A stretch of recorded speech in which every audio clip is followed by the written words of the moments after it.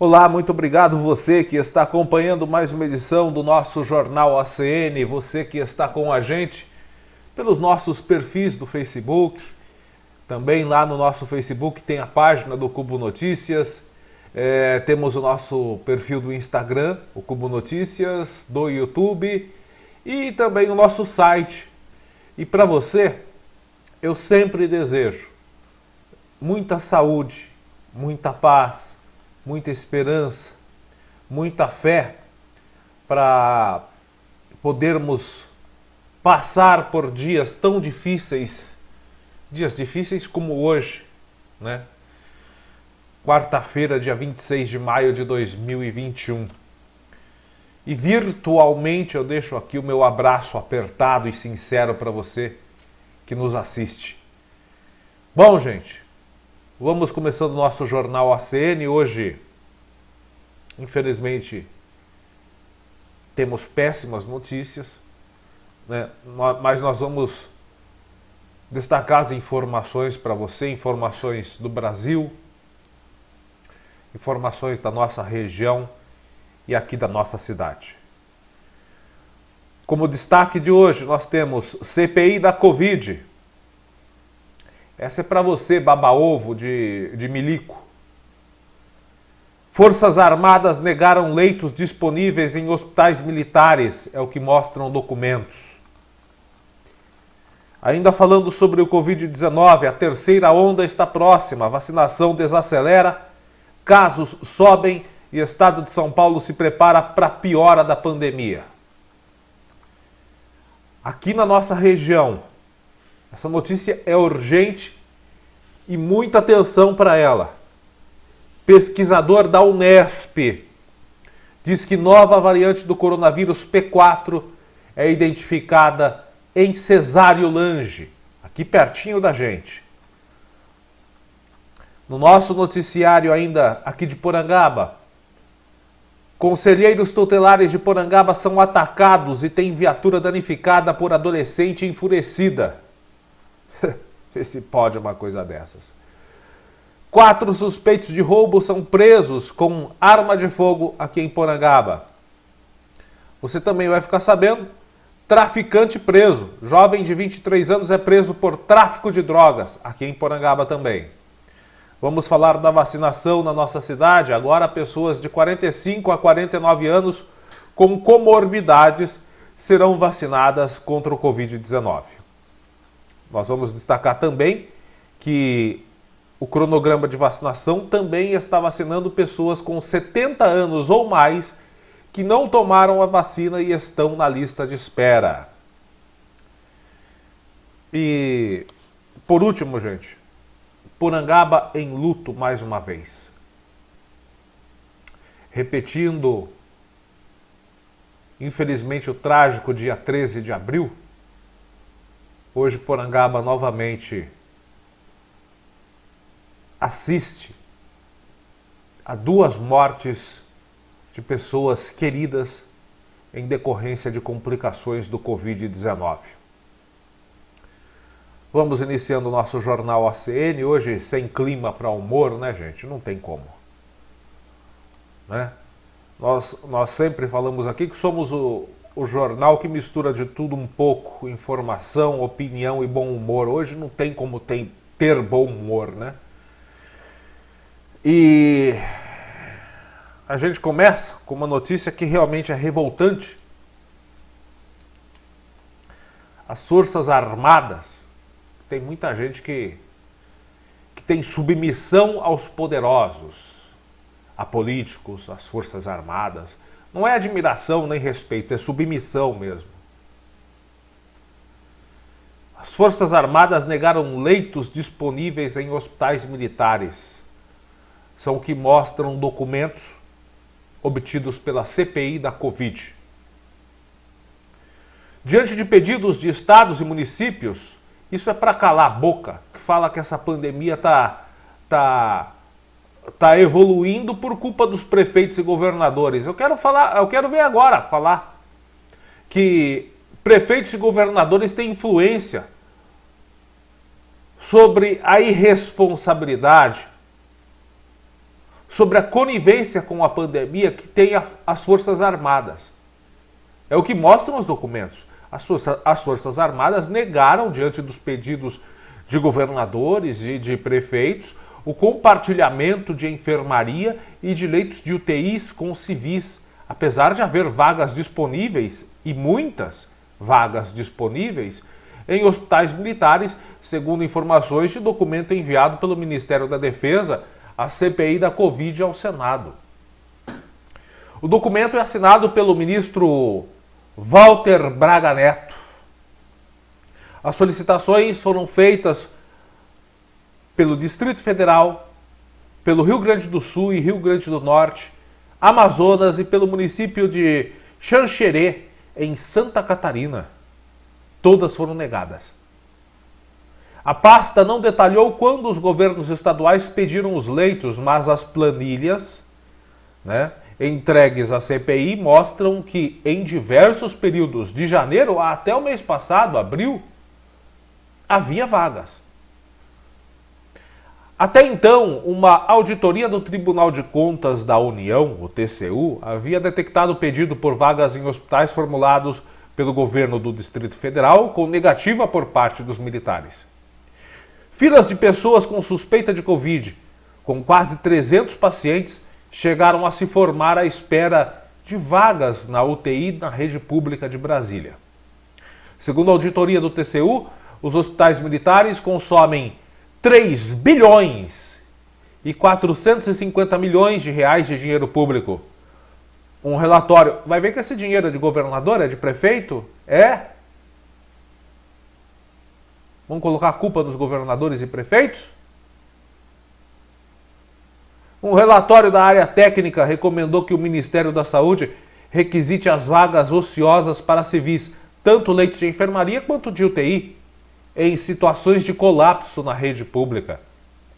No documento enviado para a CPI, o Ministério da Defesa argumenta que houve a impossibilidade de atender ao fornecimento de leitos porque a demanda do sistema de saúde militar era elevada. Segundo a Secretaria de Saúde do Rio Grande do Sul, o pedido para disponibilizar leitos de UTI e clínicos de hospitais militares localizados no estado foi feito em 5 de março deste ano ao general Valério Stampfe Trindade, do Comando Militar do Sul. Naquele mês, a ocupação de leitos clínicos não passou de 65% em 5 dos 6 hospitais militares do estado. Ou seja, havia uma vaga que poderia, havia uma parcela que poderia ser reservada como prevenção ou como planejamento, para caso houvesse a demanda militar, e havia também a possibilidade de disponibilizar uma parcela para civis. 3 hospitais possuem leitos de UTI que estavam com ocupação máxima em março.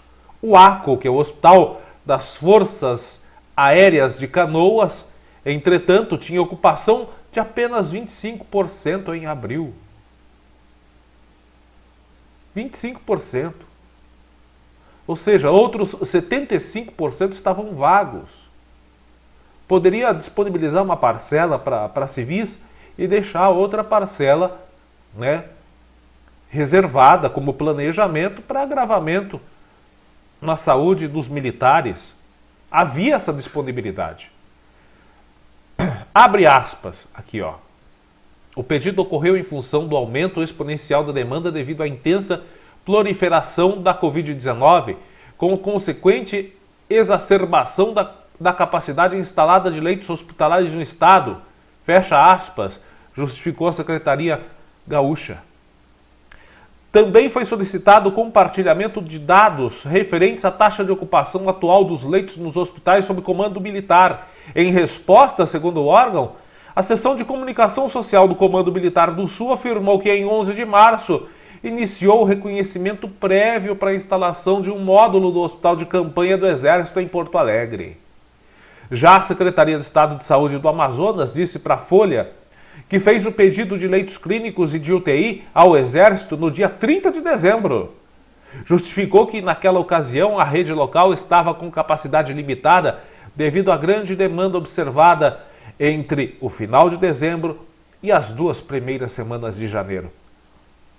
Segundo a pasta, o comando da 12ª Região Militar respondeu em ofício protocolado no dia 11 de janeiro que o Hospital Militar de Manaus estava com 100% dos leitos de UTI ocupados, tendo estudos sobre a viabilidade de evacuação para a guarnição de Belém e também em Pará, lá de Belém do Pará, e por isso estava impossibilitado de atender o pedido da Secretaria. O hospital da área de Manaus em janeiro estava com mais de 100% de ocupação de leitos clínicos e de UTI, mas no mês seguinte a ocupação de leitos clínicos não passava de 55%, ou seja, tinha 45% de reserva. Já os hospitais de guarnição de Tabatinga e de São Gabriel do Cachoeiro não chegaram a ter 50% de ocupação dos leitos clínicos, mais da metade estava vaga. O Hospital da Aeronáutica de Manaus, não completou 100% de ocupação de leitos clínicos nem em janeiro, quando houve um pico de casos em Manaus. No documento, o Ministério da Defesa disse que, após a solicitação do governo, foi instalado um hospital de campanha no pátio do Hospital Delfim Aziz, inaugurado em 27 de janeiro deste ano, contando com 57 leitos clínicos de enfermaria gerenciado pela Secretaria de Saúde.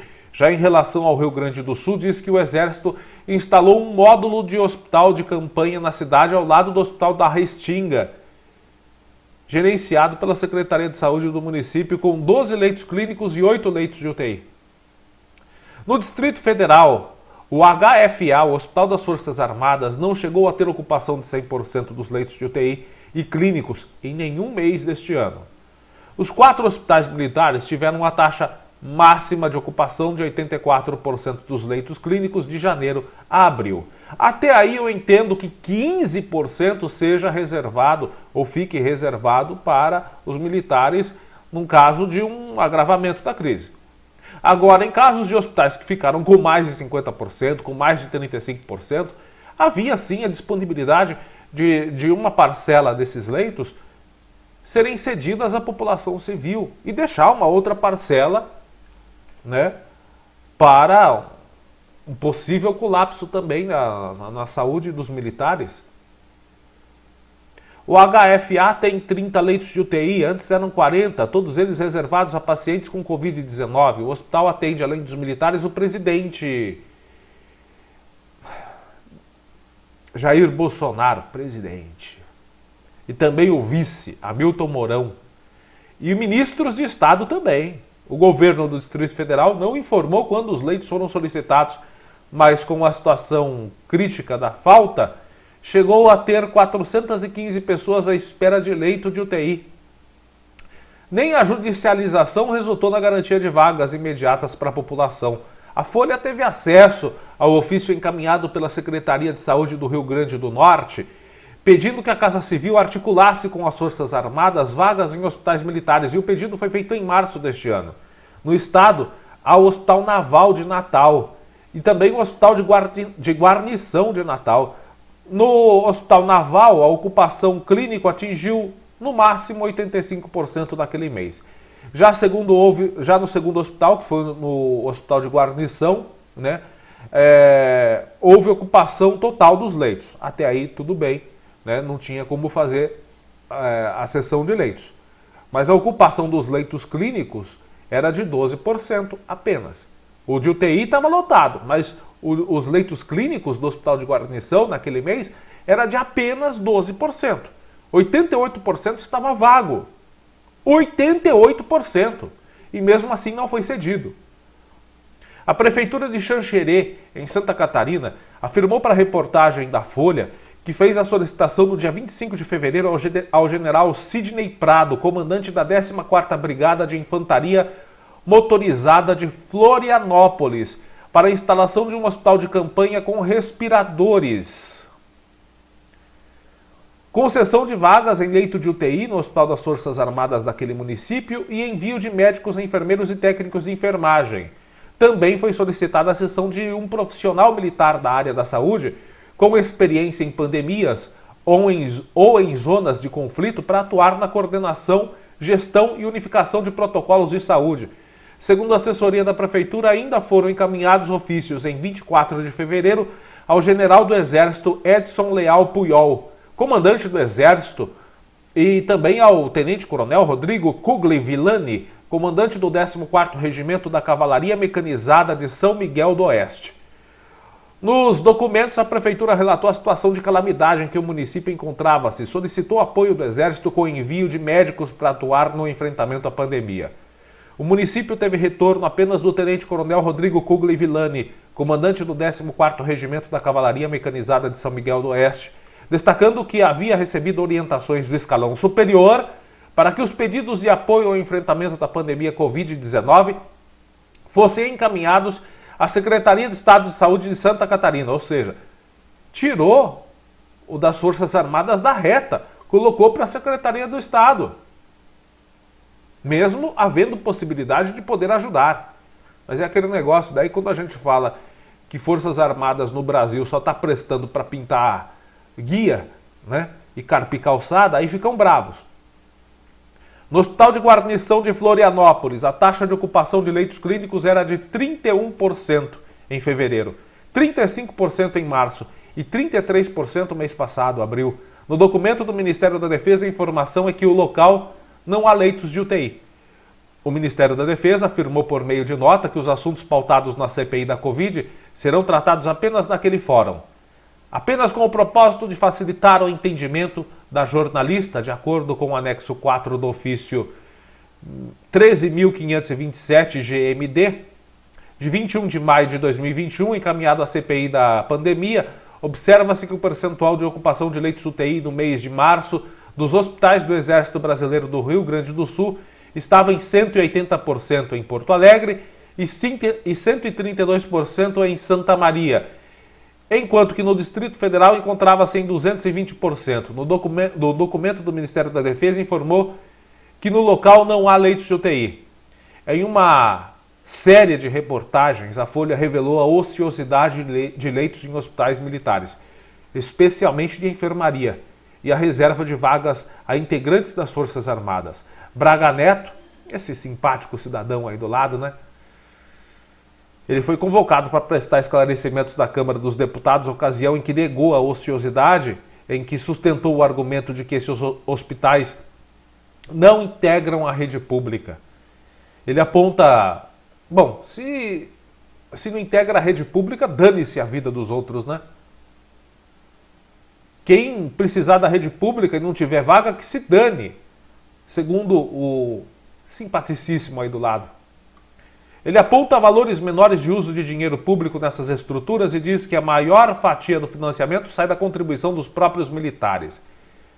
Eles ganham um pouquinho, né? A verba para o governo militar é pouca, né? Senão falta para o leite condensado e para a picanha e para a cerveja Heineken. Então tem que economizar, né? Já pensou gastar o dinheiro do leite condensado na saúde de civis? De jeito nenhum, né, senhor Braga Neto? Ou poderia chamá-lo Praga Neto. Após a publicação das reportagens, a CPI incluiu o assunto no escopo da investigação e aprovou requerimento com requisição de informação ao Ministério da Defesa. Agora, um projeto de lei que permite o compartilhamento de vagas com civis teve a urgência aprovada pelo plenário da Câmara. Enquanto isso, gente, vamos ver como é que vai ficar a situação na terceira onda que se aproxima por aí. A vacinação desacelerou e os casos estão subindo, principalmente em São Paulo. A queda no ritmo de vacinas aplicadas no estado de São Paulo, especialmente no das segundas doses, associada à subida da curva de contaminação, volta a colocar o horizonte paulista, o horizonte do nosso estado de São Paulo, num possível agravamento da pandemia da Covid-19, numa provável terceira onda. Provável não. Escute o que eu estou te falando. Anote aí. Tomara que eu morda a língua. Eu espero que sim.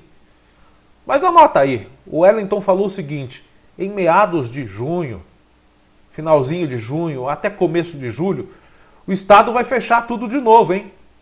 Os municípios paulistas vão fechar tudo de novo. Escute o que eu estou falando. O levantamento do Instituto Infotracker da Universidade de São Paulo, feito a pedido do UOL, revela que a média de contaminações, calculada com base nos 7 dias anteriores, já era alta, mas tem aumentado a cada dia. Esse número caiu, como mostra alguns gráficos já divulgados na imprensa, até o dia 8 de maio, com 11.320 casos. Desde então, vem aumentando progressivamente. Até segunda-feira passada, São Paulo registrou média de 13.697 casos. Para os estudos foram consideradas a média móvel de casos e internações em UTI e enfermaria e vacinas aplicadas no estado de São Paulo nas últimas semanas, todos disponibilizados pelo governo paulista. Parte das pessoas contaminadas com a Covid-19 desenvolve os casos moderados ou graves, que demandam de leitos de enfermaria ou até mesmo de UTI. Já é possível ver o reflexo desses casos na média móvel de internações, que também está aumentando, e até segunda-feira marcava 2.557 novas internações. Os membros do Centro de Contingência ao Coronavírus em São Paulo, pasta que assessora o governo de João Dória nessas ações contra a pandemia, entendem que os números estão piorando. Nós já estamos vendo uma piora no cenário. O indicador disso é que, dessa vez, temos uma aceleração de casos que parece mais evidente do que a aceleração de internações. Foi o que disse o coordenador do comitê, Paulo Menezes, ao UOL. E a gente sabe, registra o caso agora, mas daqui 4, 5 dias esses pacientes que tiveram registro começam a ser internados quando desenvolvem as formas mais graves da doença. O governo de São Paulo, ao menos internamente, já tem ciência da piora nos dados e o receio do cenário da pandemia, de piora nessa pandemia, está por vir. Nas últimas coletivas de imprensa, o secretário de Saúde, o Jean Gottstein, ele relatou as medidas que estão sendo tomadas, como a manutenção dos 14 mil leitos que foram abertos para pacientes do Covid-19 durante o segundo pico da pandemia. E mais uma notícia que não é nada boa para nós paulistas, para nossa região, para nossa cidade de Porangaba, porque está aqui, pertinho da gente, em Cesário-Lange. Cesário-Lange está entre as cidades do interior de São Paulo que registraram uma nova variante do coronavírus. Não é aquela P1 lá de Manaus, não. Também não é a variante lá da Índia. É uma nova variante que ainda pouco se sabe, é a variante P4, mas que está tendo amplo contágio nos municípios do leste paulista e já chegando aqui ao centro-oeste. Segundo o pesquisador da Universidade Estadual da Unesp de Botucatu e vice-presidente da Sociedade Brasileira de Virologia, João Pessoa Araújo Júnior, a P4 tem origem ainda desconhecida, provavelmente é uma nova variante nacional. Essa deve ser uma variante paulista, inclusive. E ela foi identificada primeiro numa amostra em Mococa, município que faz divisa com Minas Gerais. Ainda não é possível saber se ela é mais contagiosa ou perigosa do que o vírus comum. De acordo com o último boletim epidemiológico, Cesário-Lange tem 1.380 casos confirmados da Covid-19, entre eles 52 mortes, é uma taxa de mortalidade muito alta em Cesário-Lange, e 1.249 pacientes recuperados. A TV Tem, do G1, entrou em contato com a Secretaria de Saúde de Cesário-Lange e do Estado de São Paulo. Ambas informaram que ainda não foram notificadas sobre a variante P4, ou também a indiana. A Secretaria de Saúde informa que há centenas de variantes do novo coronavírus ao redor do mundo. Atualmente, somente 3 delas são consideradas variantes de atenção pelas autoridades sanitárias, devido à possibilidade de aumento de transmissibilidade ou gravidade da infecção, por exemplo. São elas P1, a B117 e a B1351. A nota da Secretaria informa ainda que, após análise do Instituto Adolfo Lutz e do Centro de Vigilância Epidemiológica, foram encontrados 374 casos autóctones dessas 3 variantes até 24 de maio. São 3 confirmações lá em Cesário-Lange, da B1 351, da B1.351, né? 15 confirmações da B1.17 e 356 confirmações da variante de Manaus, a P1. No início desse mês, a mutação L452R da proteína S, que também está presente na variante indiana do novo coronavírus, havia sido identificada em amostras de Descalvado, municípios paulistas, hein? Descalvado e Porto Ferreira, ambos no leste paulista. Contudo, não era possível afirmar se se tratava de uma nova variante ou de uma já existente. Segundo o pesquisador, as análises da universidade foram submetidas ao Global Initiative Sharing All Influenza Data, que é o GISAID, Iniciativa Internacional de Acesso Aberto à Informação sobre Genomas do vírus influenza e coronavírus. O grupo, então, fez a designação do nome P4. Bom, gente, vamos fazer o seguinte, só para finalizar, as amostras mais antigas, que são de fevereiro, foram extraídas do município de Mococa. A partir de agora, com essas amostras mais antigas, o órgão passa a estudar a variante e busca identificar a sua origem. Segundo o pesquisador, foram encontrados casos da P4 nas cidades de Porto Ferreira, Santa Cruz das Palmeiras, Tambaú, Itirapina, Rio Claro, Araras, Mococa, Sumaré e Cesário Lange.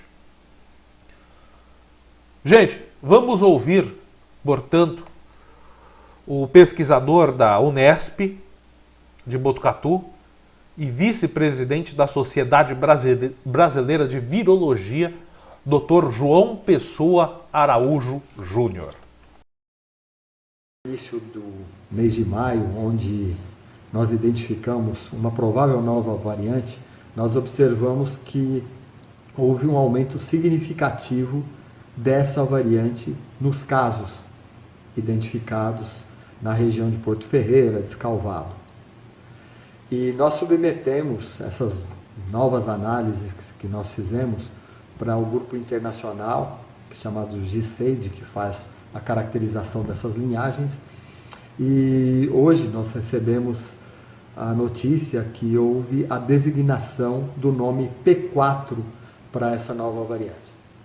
Essa nova variante ela é parente, né, da P1, porque ela tem a mesma origem.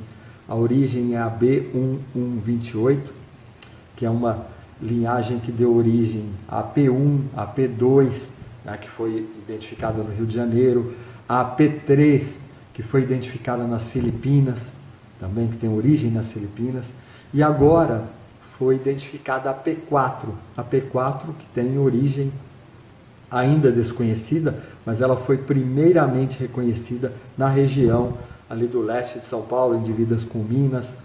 Ela foi identificada primeiramente em Mococa, depois nós vimos uma alta frequência dela na cidade de Porto Ferreira, onde nós concentramos o nosso estudo. E esse reconhecimento é importante, porque caracteriza que realmente é uma variante que está em ascensão, ela está num ambiente onde a P1 predomina, onde a variante britânica, a B117, predomina também, mas ela está subindo com uma frequência que nos preocupa muito.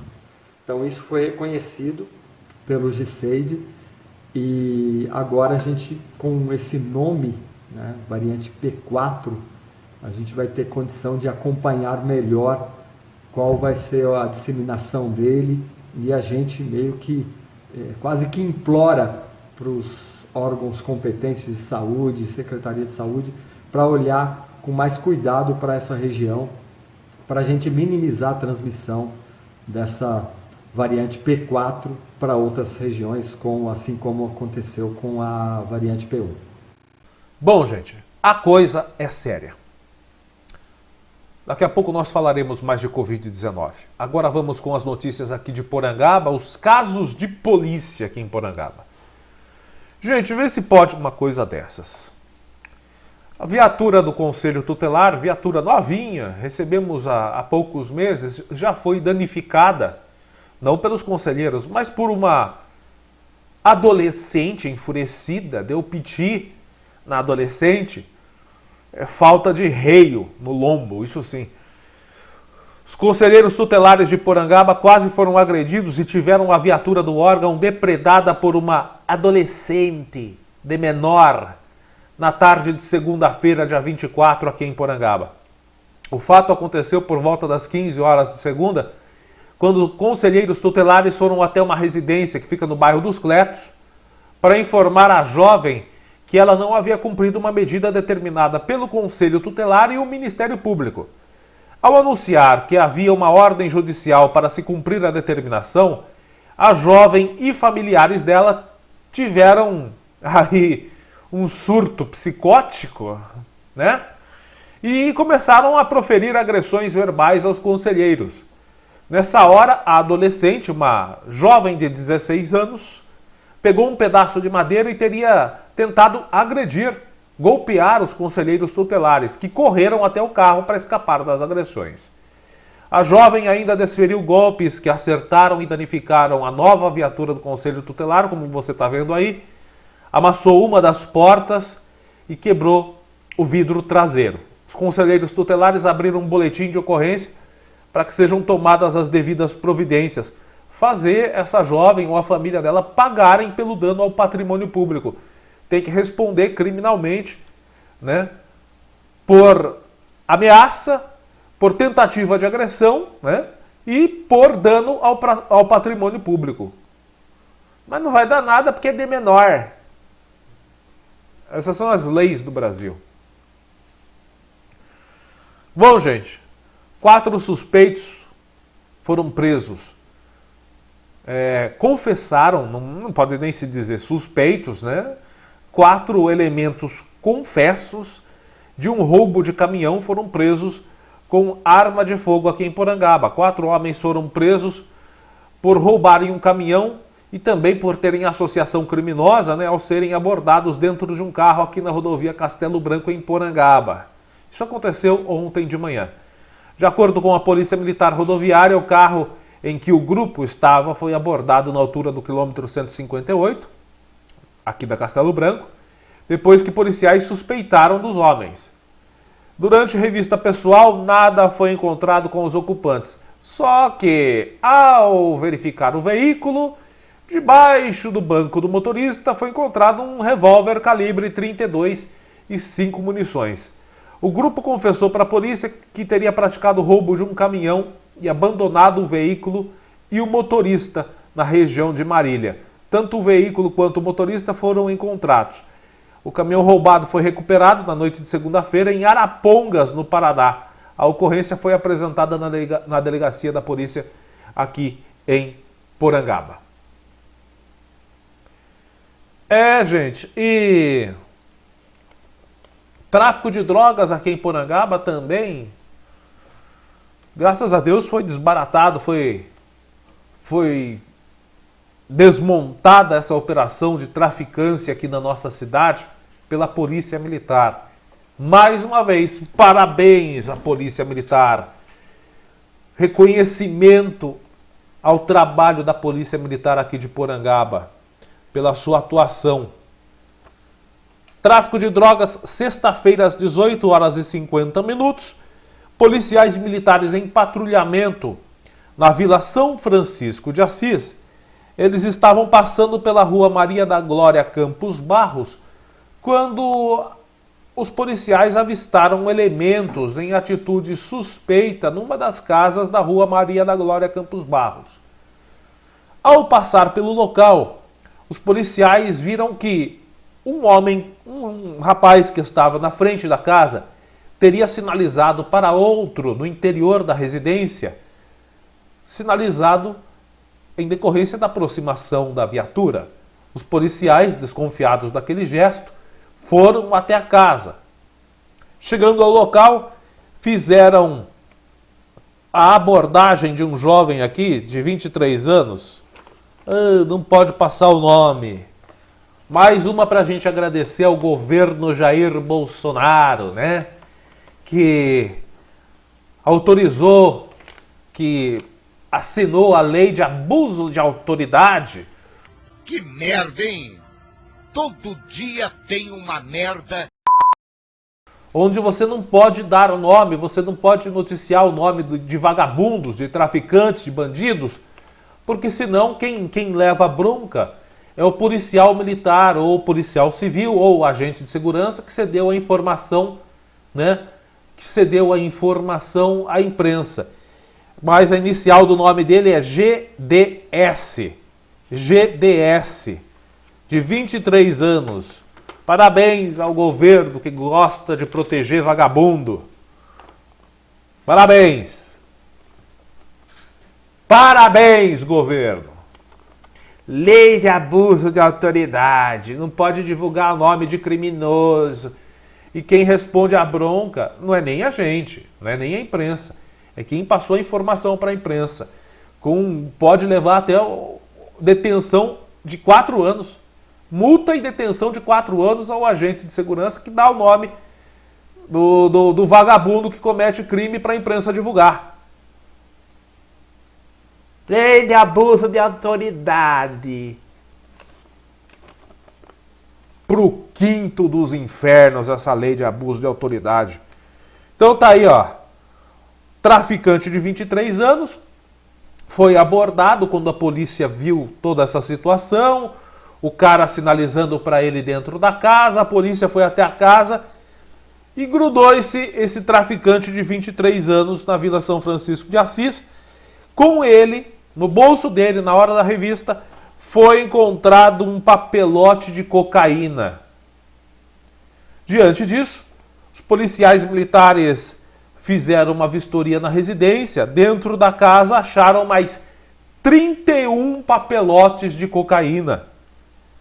Além da droga, né, 32 papelotes de cocaína apreendidos com esse vagabundo, né, que não pode se dar o nome por causa da lei de abuso de autoridade, aprovada em 13 de janeiro de 2019. Que maravilha, né? Aí, que beleza.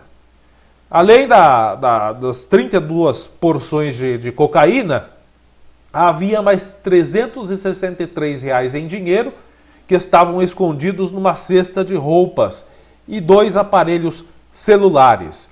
O elemento de 23 anos foi detido, foi preso e responderá por tráfico de drogas, está recolhido na cadeia pública de Itatinga. Eu fico louco com isso da imprensa não poder divulgar nome, não poder mais divulgar o nome de criminosos. Fico louco com isso, eu fico doido com isso. É uma passação. E falaram que não ia mais ter passação de mão, que não ia ter mais proteção aos bandidos. Peguei vocês, enganei vocês. Não, porque o mito não vai deixar proteger bandido, não. O mito vai sentar o cacete. Vai sentar cacete nada. Ele não senta. Bom, eu ia falar outra coisa aqui. Nada. Nunca se teve tanta proteção a bandido como agora. Nunca.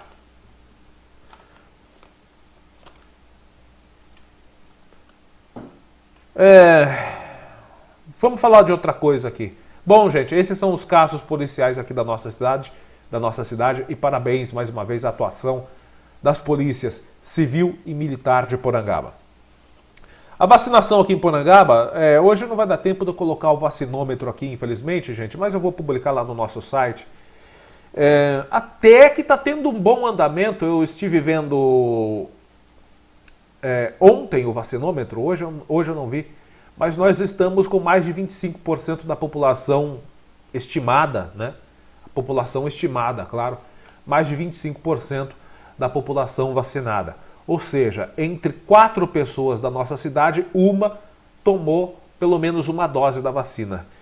É uma pena que a distribuição da vacina por parte do Ministério da Saúde, tanto a aquisição, que todos sabem, todas as investigações, todos os documentos, tudo demonstra, até os próprios depoimentos assumem que o governo federal se recusou a adquirir 70 milhões de doses da vacina em novembro.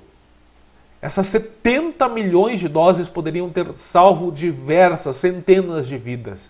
E eu vou falar sobre isso ainda hoje. E eu vou sentar o cacete nisso hoje. Então, se você defende o governo e não gosta quando eu critico o governo, pode parar de assistir o jornal, porque eu vou sentar o cacete daqui a pouco. Eu vou sentar o cacete daqui a pouco. Porque só quem tem família e amigos que perdem a vida para essa pandemia, às vésperas de tomar uma dose da vacina, é que tem a dor e a revolta de saberem que esse governo poderia ter feito muito mais para salvar vidas. Mas eu vou falar daqui a pouco. 25% da população porangabense está vacinada. Era para ser muito mais. Como eu disse, se não tivessem negligenciado a compra de vacinas. Bom, eu vou deixar para falar depois, realmente. Agora em Porangaba está sendo feita a vacinação, vai entrar agora nessa fase de vacinação pessoas de 45 a 49 anos que têm comorbidades, ou seja, problemas de saúde, né? Pressão alta, pressão arterial, né? Problema de pressão arterial, diabetes, enfim, as comorbidades, né? Que todos sabem são as doenças que são as que levam a complicações quando a pessoa contrai o Covid-19. Cardiopatias, enfim. Então, pessoas que têm de 45 a 49 anos e possuem qualquer tipo de comorbidade, ou seja, doença crônica que pode levar ao agravamento desse vírus, levem os documentos para análise na vigilância epidemiológica aqui da nossa cidade. A vigilância epidemiológica fica no pronto atendimento de Porangaba, na antiga Santa Casa. Você leva o seu documento, a sua receita médica, né? Receita médica, cópia de exame, você leva das 9 às 11 horas ou das 13 às 15 horas na vigilância para que seja feita a análise dessa documentação e você, de 45 a 49 anos com comorbidade, seja habilitado para tomar a vacina contra o Covid-19. Continua aqui na nossa cidade. Lembrando que é cópia do comprovante da condição de risco, da comorbidade por meio de exames, receitas, relatórios médicos ou prescrição médica também serve.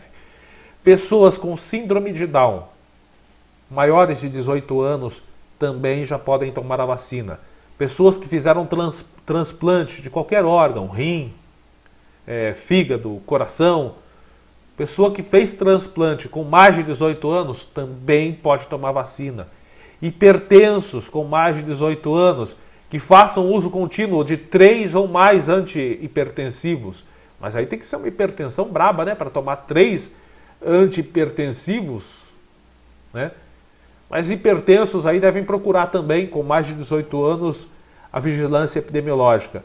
E qualquer pessoa que tenha outro tipo de comorbidade, consulte a vigilância epidemiológica.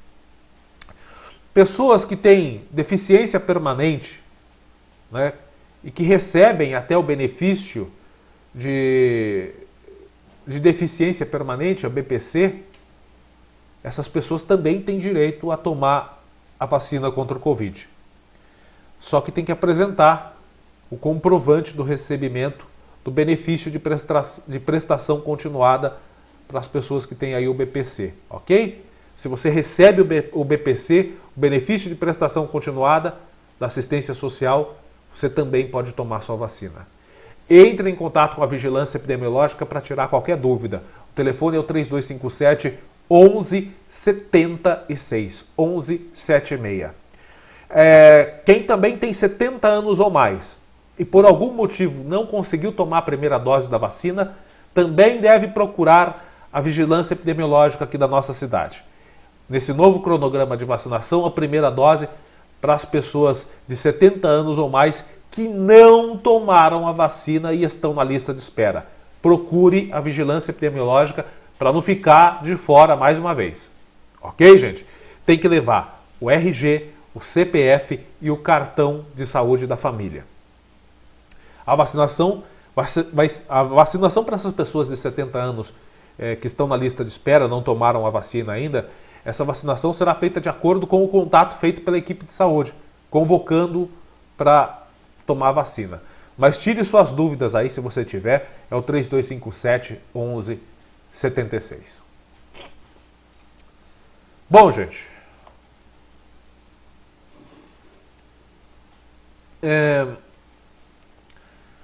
Porangaba está em luto mais uma vez. Eu vou colocar aqui o boletim, primeiro boletim Covid-19 dessa quarta-feira, dia 26. Nós temos 629 casos confirmados. Na segunda-feira eram 620, ou seja, de segunda para cá, 9 novos casos de Covid-19. São 29 pessoas em tratamento domiciliar. 2 pessoas em internação no HC. Tivemos uma redução no número de internações, infelizmente não em decorrência de altas, mas porque 2 das pessoas internadas não resistiram às complicações do Covid-19 e faleceram.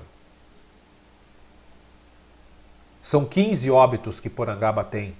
A partir de hoje, 15 mortes em decorrência do Covid-19, números que jamais poderão ser apagados dessa triste história no nosso município.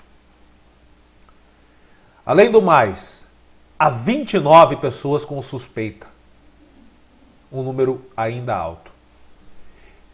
583 recuperados. Perderam a vida entre a noite de ontem e a madrugada de hoje. Nós vamos colocar aqui os nomes e as fotos dessas pessoas, porque são pessoas conhecidas na nossa cidade. E nas redes sociais, amigos e familiares estão prestando homenagens a essas pessoas. Em primeiro lugar, o Nilson Vaz. O Nilson, como era conhecido pelos amigos, 50 anos, estava internado. Ele foi transferido ontem às 19h30 para o HC, mas não resistiu e infelizmente faleceu. Nilson, que é um cara que estava nas redes sociais, sempre acompanhando o nosso site, nosso jornal ACN, além de um amigo, um cara que acompanhava o nosso trabalho.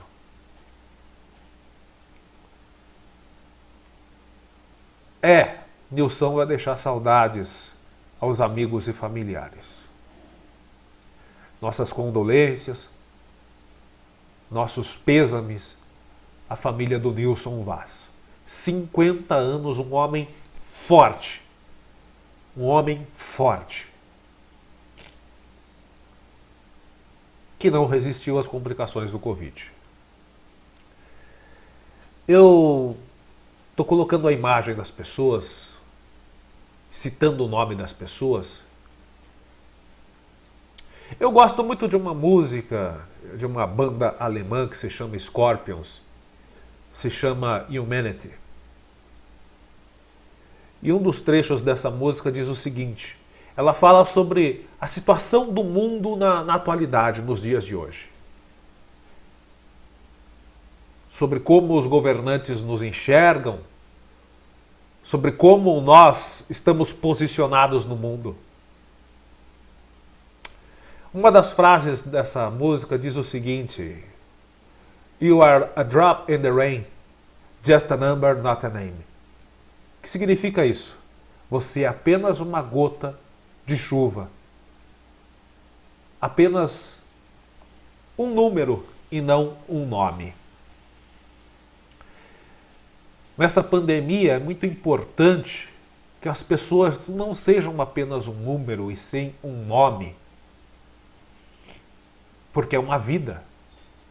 Por isso que eu acho importante nós mostrarmos as vítimas da pandemia. Porque não são números que estão partindo, são vidas, são pessoas importantes na nossa vida. Uma delas, a Maria Tereza Tobias Mendes. Minha grande amiga Maria Tereza. 64 anos, uma mulher forte, trabalhadora, com uma moral e uma índole herdada pela sua mãe, a Dona Teresa, uma senhora que eu tenho. Não só ela, mas os seus irmãos, a Carminha, que é a esposa do diretor da Câmara, o Donato, a Cristina, que mora lá em São Paulo, a Marlene, e ao meu amigo Júnior. Os amigos mais próximos o chamam de Júnior, mas que é muito conhecido aqui em Porangaba pelo nome de Tobias, que foi um dos melhores diretores de saúde aqui na nossa cidade. E um cara que na época do falecimento do meu pai, deu um tremendo amparo à minha família, a mim e à minha mãe. E lá na casa da Dona Teresa, passei boa parte da minha infância. Me lembro até que quando a filha da Maria Teresa, a Aninha, a Ana, que hoje é uma advogada que tem muito a prosperar, outra pessoa maravilhosa, uma das jovens mais responsáveis, mais batalhadoras, mais dedicadas que eu já conheci. Ela tem a Ana, filha da Maria Teresa, tem uma índole que, olha, é raríssima de se ver num jovem.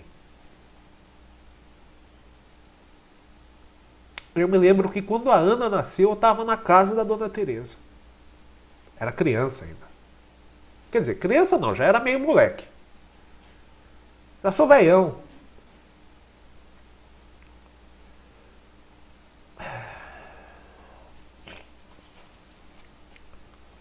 A Maria Teresa também nos deixou na noite de ontem, em decorrência de complicações do Covid-19. Ela estava internada e durante quase todo o seu processo de internação, ela esteve no quarto, sendo monitorada, estava estabilizada. Estava até prevista a sua alta para essa semana, mas nos últimos dias ela desenvolveu as complicações do Covid-19 e não resistiu. A Maria Teresa tinha 64 anos. O Nilson tinha 50 anos. Se o governo federal não tivesse negligenciado a compra das 70 milhões de doses de vacina em novembro,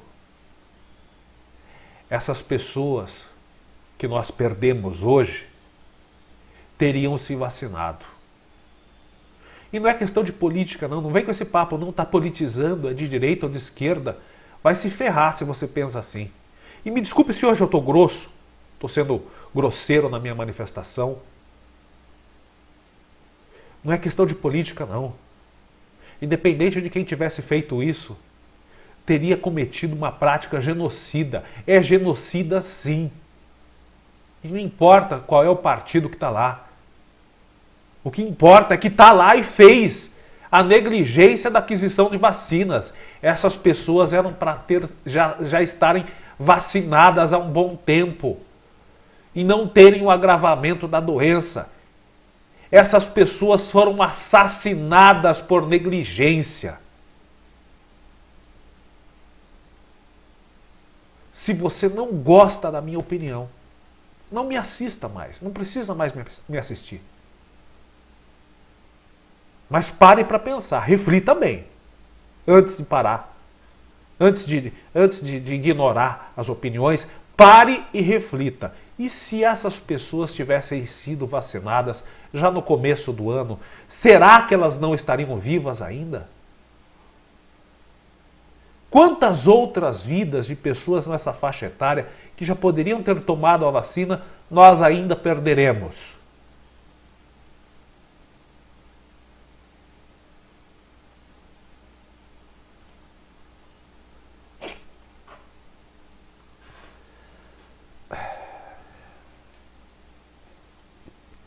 Eu não quero me estender mais, porque eu quero deixar aqui as famílias do Nilson Vaz, do Nilson, e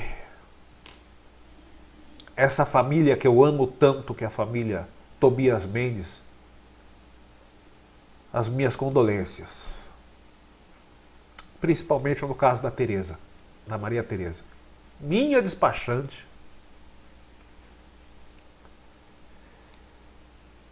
Tereza,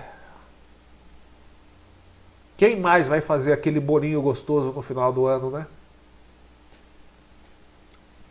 Quem mais vai dar aquela gargalhada alta e gostosa quando a gente fala algo engraçado?